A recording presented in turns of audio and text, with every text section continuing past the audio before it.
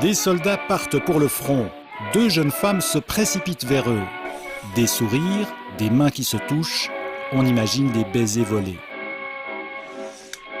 Il y a de la joie, de l'insouciance dans cette photographie qui, à l'époque, rencontre un vif succès dans la presse française et étrangère. Cette photo représente donc des femmes, la légende dit des midinettes, des French midinettes, dit le Daily Mirror, qui a reproduit la photo à 1 million d'exemplaires. Cette image devient une icône. Elle contribue à forger un mythe, celui de la fleur au fusil lors du départ pour la Grande Guerre.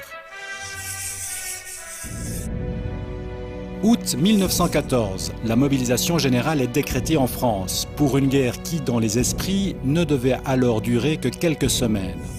Quelques soldats ont accroché une fleur à leur fusil, mais ça ne correspond en rien à la mobilisation générale qui a eu lieu à ce moment-là. En 1977, Jean-Jacques Becker est l'un des premiers à remettre en question ce mythe de la fleur au fusil, malgré la plupart des images de liesse de l'époque. Il est évident que la masse des soldats n'était ni hilar, ni content. Simplement, ils estimaient qu'ils avaient à faire leur devoir. Des documents viennent appuyer cette thèse. Cette photo, par exemple, prise par Jacques Moreau, l'auteur de notre premier document. Mais cette image-là, prise à la gare de l'Est à Paris, resta longtemps méconnue.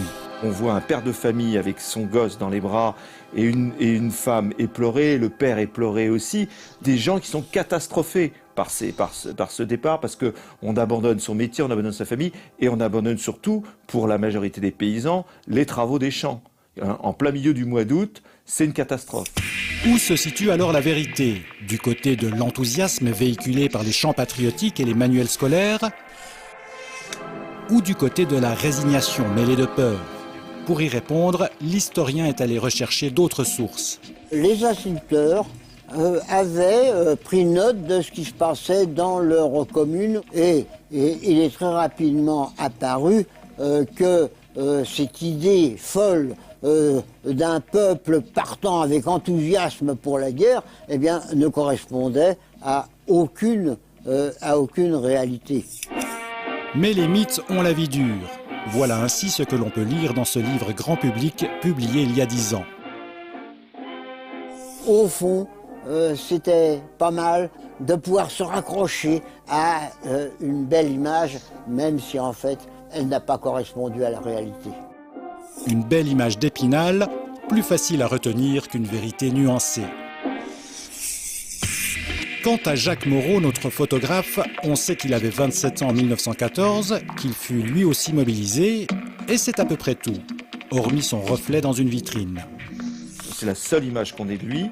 Après la guerre, il a fait fortune en vendant des cartes postales du front qu'il a parcouru pendant toute cette période, et après il disparaît.